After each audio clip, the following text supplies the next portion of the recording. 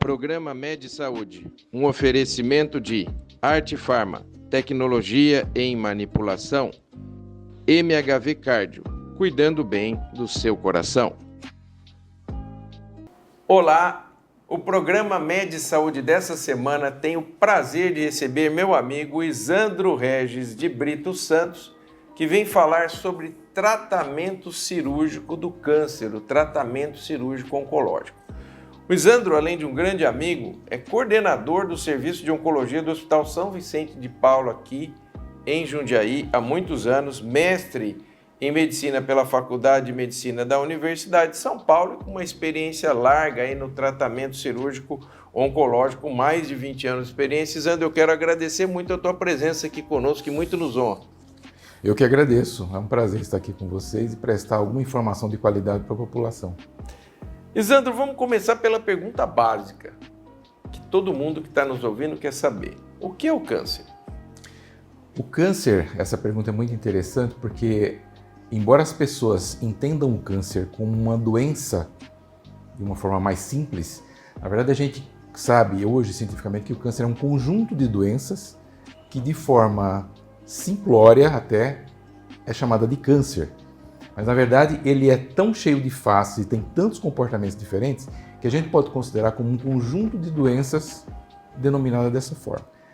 E por que ele é chamado simplesmente de câncer? Porque foi descoberto há muito tempo atrás a descrição do câncer câncer é caranguejo, por conta da semelhança que o câncer da mama da mulher, que naquela época, muitos anos atrás, não se tratava, basicamente se evoluía até o óbito, tinha quando ele crescia na mama da mulher e emitia o crescimento que a gente chama de carcinomatose cutânea. Então fazia pensar na figura de um caranguejo, uma parte central com raios saindo da mama. Então se observou que esse tipo de comportamento era também o mesmo que tinham outros tipos de câncer em outros órgãos, que era crescer e se fixar nas estruturas vizinhas.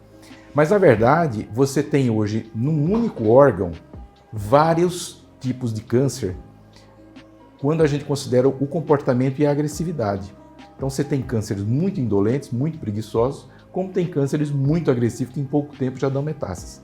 Então, o que é o câncer? O câncer é um crescimento anormal, descontrolado de células de um determinado tecido, seja ele qual for, pele, estômago, reto, independente, em que essas células adquirem a capacidade de crescer e de se espalhar pelo corpo. Para que isso aconteça, uma série de alterações no cérebro celular, que é o núcleo da célula, né, que seria o controle celular, acontece por conta de mutações genéticas, tirando do corpo o controle sobre o crescimento daquela célula. Então ele cresce, forma um nódulo, que é a principal característica do tumor, né? O tumor é um nódulo, e esse nódulo, quando maligno, esse é chamado de câncer, porque você tem um nódulo benigno, que não é câncer, é outra coisa que as pessoas perguntam, mas doutor, esse câncer é maligno? O câncer, ele é maligno sempre. O tumor, ele nem sempre é maligno, ele é benigno. Ao passo que o tumor benigno não tem a capacidade de disseminar, ele simplesmente cresce no lugar, cresce, o câncer, ele não só cresce no local, como ele tem a capacidade de disseminar para outros órgãos, através justamente dessa mutação de genes que dão a ele essa capacidade de se comportar como um elemento estranho ao corpo, como se fosse um parasita do corpo. Certo. Esse implante, então, seriam as metástases, que ele emite células tumorais para outras regiões que não aquela primária onde o câncer, né, onde a tumoração se fez, e no caso, se ela for uma tumoração maligna, então conhecida como câncer. Exatamente. Certo? E aí eu pergunto, qual a incidência dos vários tipos de câncer na população brasileira? Essa é uma pergunta muito interessante. O que é interessante também observar, Volpe, é que o Brasil, embora, claro, haja muitos problemas, e vão haver sempre, porque a perfeição é uma meta inatingível, mas o Brasil ele tem mudado o seu perfil de incidência de câncer. Na medida em que o país se desenvolve, também os tipos de câncer mais incidentes mudam. Exatamente. Então, se você pega um país como os Estados Unidos, a incidência dos tipos de câncer lá são diferentes da incidência de países como o próprio Brasil, né? ou países ainda menos desenvolvidos. Então, o Brasil, ele tem como os principais tipos de câncer, até tem uma estimativa de câncer do INCA, que era feito bienalmente, agora é a cada 3 anos, e que lista esses principais tipos de câncer no Brasil. O principal tipo de câncer, de uma forma geral, é o câncer de pele, chamado câncer de pele não melanoma, porque tem o câncer de pele melanoma, que tem um comportamento muito diferente e uma agressividade muito maior. De todos os outros, né? Exato. Quer dizer, o melanoma ele acaba entrando numa outra classificação, né? Exatamente. Tá. É o câncer melanoma, porque tem um comportamento muito diferente. Então, considerando os vários tipos de câncer, o Brasil ele tem hoje um diagnóstico de cerca de 700 mil casos novos de câncer por ano. Bastante. Bastante. Nossa, 700 mil casos Isso ano, novos casos. Exato, novos casos. Nossa, dá quase 1 milhão de pessoas por ano. Exatamente. Isso cresce a cada ano. Desses 700 mil, em torno de 30 a 33% são cânceres de pele não melanoma. Um terço deles, um então. Um terço deles. Tá. Então, revendo esses números que são importantes para quem está nos ouvindo, Isandro. Então, nós estamos falando de uma população de 220 milhões de pessoas em que quase 1 milhão por ano vai ter um novo câncer. Novo tipo de câncer. Um novo tipo de câncer. E que 1/3 deles é tumor de pele não melanoma. Exato. Ok. Certo. Tá. Isso se deve, naturalmente, ao fato do Brasil ser um país que fica numa linha de alta incidência de raios solares. Então, a irradiação ultravioleta, que é também uma coisa que é de conhecimento hoje amplo, é um dos principais causadores de mutação de genes na pele e que leva ao aparecimento desse tipo de câncer. Daí porque a orientação de usar protetor solar, principalmente entre as 10 horas e as 4 da manhã às 4 da tarde e tudo mais. Seguindo o câncer da pele, vem uma separação, porque ele é tão incidente no homem quanto na mulher. Então ele está em primeiro lugar. Depois vem o câncer da mama na mulher e o de próstata no homem. Curiosamente, em números quase que iguais. Olha que interessante. Exato. Então saiu da pele, aí a gente vai fazer uma divisão. Mama na mulher, próstata no homem. Tá. No caso da mama, tanto no caso da mama quanto da próstata, em torno de 10% desses 700 mil, cada um. Então dá em torno de 70 mil casos novos de câncer da próstata, 70 mil casos novos de câncer da mama. Bastante, hein? Exato. E aí, na sequência, vem o câncer, que isso também é uma coisa que mudou ao longo do tempo, coloretal como o câncer mais incidente em terceiro lugar. Dependendo da região, regiões que têm uma menor, que chama de IDH, Índice de Desenvolvimento Humano, o câncer do estômago ele é mais prevalente, mais incidente do que o câncer coloretal. E nos locais, nos estados onde o desenvolvimento é um pouco melhor, a condição socioeconômica é um pouco melhor, passa o câncer coloretal na frente. Você tem alguma explicação para isso, Isandro? Por que nas áreas mais pobres o estômago passa o colo e o rato? O estômago ele está muito associado a incidência dele é maior, quanto maior for o hábito de fumar, beber, uso de sal, de comidas, alimentos que são conservados em condimentos, o não uso do refrigerador. O refrigerador mudou muito a incidência de câncer porque ele promove a possibilidade de você usar alimentos não conservados em sal. Então isso está ligado a hábitos e ao consumo, ao tipo de dieta que se utiliza. Tá. Eu falo do câncer de estômago, naturalmente, aí começa a dicotomizar o câncer de estômago, do corpo e do antro gástrico, que são as partes meio e fim do estômago. Quando nós falamos do câncer do início do estômago, que é do cárdia, a relação de causa aí está relacionado a refluxo, a exposição ácida da transição esôfago-gástrica do esôfago por refluxo. Isso é maior na população de melhor renda, mais desenvolvida, que tem um peso mais alto. Sim, então no mínimo no sobrepeso, tal, aquela herniazinha de hiato e um refluxo. Perfeitamente. E no caso do câncer coloretal, como você explicaria isso? Porque eu me lembro da época de estudante ainda, me corrija se estiver errado, a maioria dos cânceres coloretais estão ao alcance de um dedo. Ou seja, que com um toque retal você conseguiria fazer boa parte desses diagnósticos que muitas vezes passam despercebidos. O câncer coloretal, já foram feitas algumas suposições com relação à sua possível etiologia. O fato é, nós não temos hoje uma explicação clara de todos os fatores de risco que levam ao aparecimento dessa doença. O que eu falo por fator de risco? São os elementos, tanto no comportamento quanto na exposição ambiental, que facilitam, são promotores ou desenvolvedores da doença. Esses fatores de risco, o mais conhecido, por exemplo, é o cigarro. Então, para cada câncer, a gente tenta associar a existência de um fator de risco e trabalhar para evitar esse fator de risco, naturalmente diminuir a incidência da doença. Apesar de todo o estudo da medicina, isso ainda não é muito claro em muitos tipos de câncer. O câncer coloretal já se fez uma série de estudos e já também apareceram diversas teorias. Uma delas... Não tem muita teoria porque nenhuma atende a tudo, Atende a tudo. Tá. Uma delas era que a constipação intestinal era uma dos grandes responsáveis. Porque o que acontece? Quando nós nos alimentamos, nós ingerimos uma série de substâncias químicas, principalmente na vida moderna. Essas substâncias químicas, elas entram em contato com o nosso trato digestivo e parte dessas substâncias são promotoras de mutações celulares.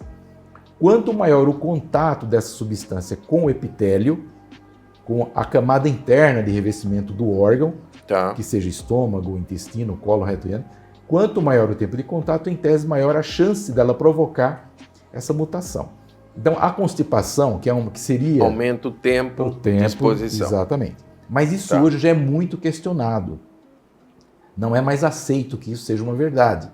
Então, a questão da dieta pobre em vitaminas, principalmente vitaminas que são importantes na reparação celular do epitélio, vitamina A, as vitaminas das frutas amarelas, das verduras amarelas, ela é importante e ela sempre foi colocada como um fator protetor para o epitélio.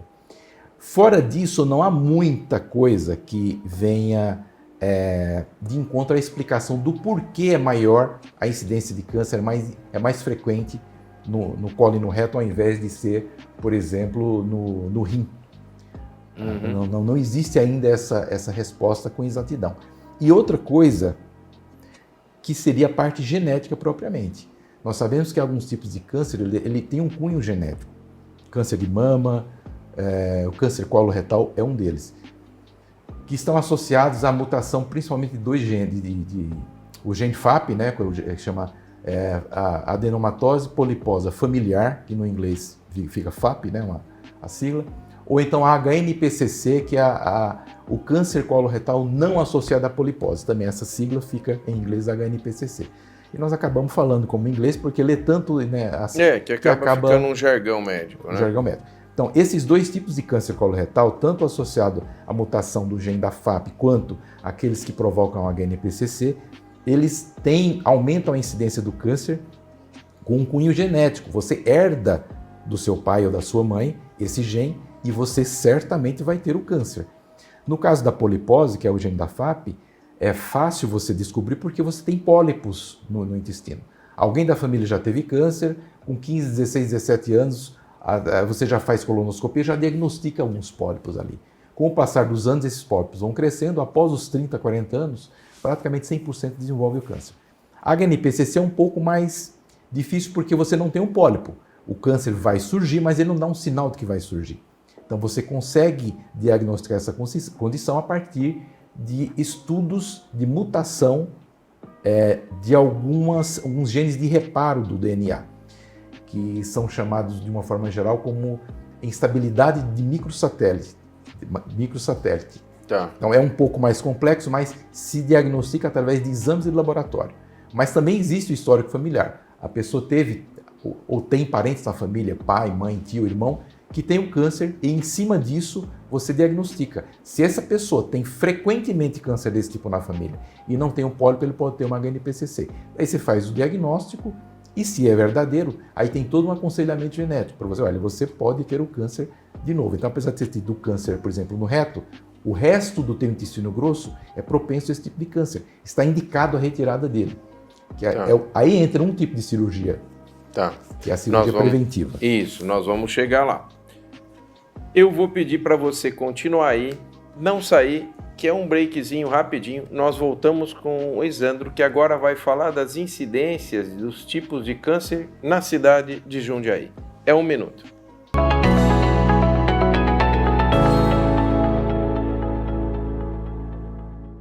Estamos de volta com o Dr. Isandro falando sobre o tratamento cirúrgico do câncer, o tratamento cirúrgico oncológico. Se você está chegando agora, o programa está imperdível e vamos para a pergunta que eu tinha anunciado no primeiro bloco do programa. Qual é a incidência dos vários tipos de câncer em Jundiaí? Ela muda em relação ao Brasil? Não, Jundiaí é considerada uma cidade que tem um IDH elevado. Sim. Então o Jundiaí se encaixa, é muito interessante. Quando você, o hospital, essa estatística, aliás, ela é uma estatística que é retirada a partir do registro hospitalar de câncer do Hospital São Vicente. Tá. Porque nós temos 2 tipos de registro de câncer. O registro de base populacional, a Fundação Concentro de São Paulo é quem faz o apanhado dessas informações. Isso ela usa para alimentar um banco nacional que, por sua vez, o INCA utiliza para traçar políticas de saúde, levando em consideração a questão do câncer. Então, no registro hospitalar de câncer do Hospital São Vicente, nós temos então a ideia, apesar de ser uma fração da população, não é toda a população, mas que a cidade de Jundiaí ela se encaixa exatamente dentro das estatísticas de câncer do INCA. Tá. Primeiro, segundo, terceiro, quarto tipo de câncer é exatamente como o INCA determina.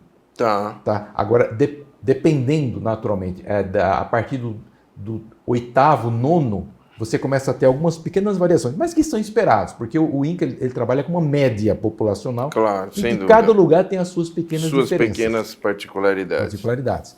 Jundiaí tem uma incidência elevada de melanoma, por incrível que pareça. Né? Interessante. Mas, de uma forma geral, é o câncer de próstata e mama na mulher, sendo em primeiro lugar o câncer de pele, depois vem colo, reto e ânus, estômago, pulmão, e daí vem câncer de cabeça e pescoço, faringe, laringe, de forma geral, e aí os outros vêm numa incidência menor. Tá. E que fatores do meio ambiente influenciariam para o aparecimento do câncer? Vamos pensar em população brasileira e em população jundiaiense. Por exemplo, você falou de uma incidência elevada de melanoma em Jundiaí. Tem alguma explicação para isso? A população aqui ela tem uma ascendência muito forte para o lado italiano. Sim. Então, você tem uma maioria das pessoas, uma boa parte, talvez não a maioria hoje, mas uma boa parte das pessoas que tem o que a gente chama de fototipo predisponente ao aparecimento desse tipo de câncer, que é a pele mais clara, olho tendente a ser mais claro, diferentemente da população que tem a substância que dá coloração à pele, que protege a pele, que é a população negra, a população mais protegida contra câncer de pele. Então, o jundiaiense ele tem, na sua maioria, essa ascendência. Sim. Então, tem essa problema peso, do né? fototipo, exatamente, da origem de formação da população. Tá. E aí isso já me dá um gancho para outra pergunta. A gente pode dizer que o câncer é uma doença genética? Aí nós temos alguns tipos de câncer que têm esse cunho genético, eu acabei citando 2 aqui, que seria o câncer coloretal. Em 3, 4, 5% dos casos, ou seja, 95% não são genéticos. Você teria o câncer de mama, quando nós temos a mutação do gene BRCA1 e BRCA2, principalmente. O câncer do ovário,